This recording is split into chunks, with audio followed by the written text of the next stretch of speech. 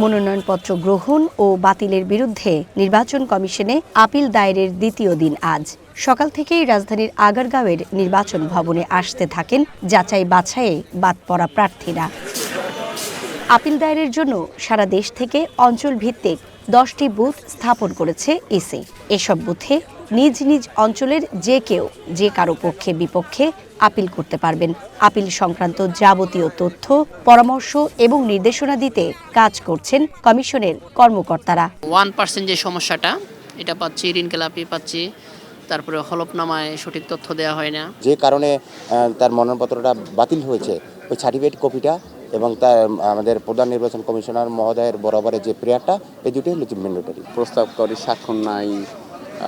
অনেক সময় দেখা গেছে যে উনি প্রার্থী হয়তো জানেও না যে কোন 10 জন আসলে উনি আসলে দিয়েছিল। আমরা কিন্তু রাত 9টা পর্যন্ত কাজ করেছি যে তাদের যাতে উপকার হয়, তাদের যাতে সহযোগিতা হয় সেজন্য কিন্তু আমরা টাইম লিমিট করি নেই।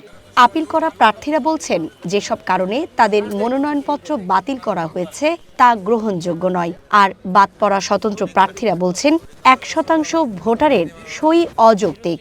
1% বিষয়টিকে আমি ব্যক্তিগতভাবে মানি না। কুমিল্লা অঞ্চলের এবং দাউদকান্দির নির্বাচনী অফিস আমার প্রতিপক্ষের সাথে আতাত করে আমার এই নমিনেশনটি বাতিল করার ব্যবস্থা করেছে। এখানে আসলে আমার প্রার্থীর লেটেস্ট করার পজিশনটা নাই।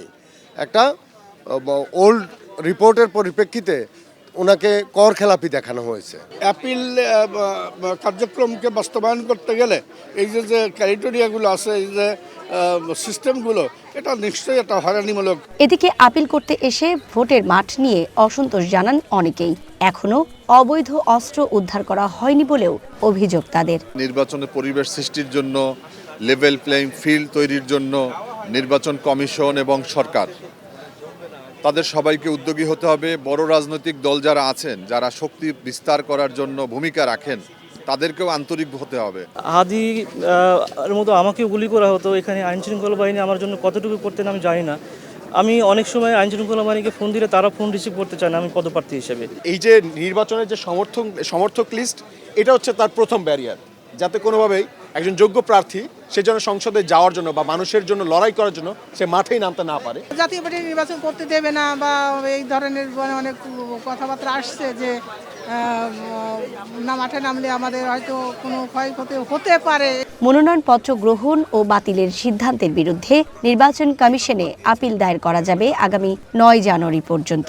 এসব আপিল আগামী 10 জানুয়ারি থেকে 18 জানুয়ারির মধ্যে নিষ্পত্তি করবে নির্বাচন কমিশন। সুকন্যা আমির, ওয়ান নিউজ, ঢাকা।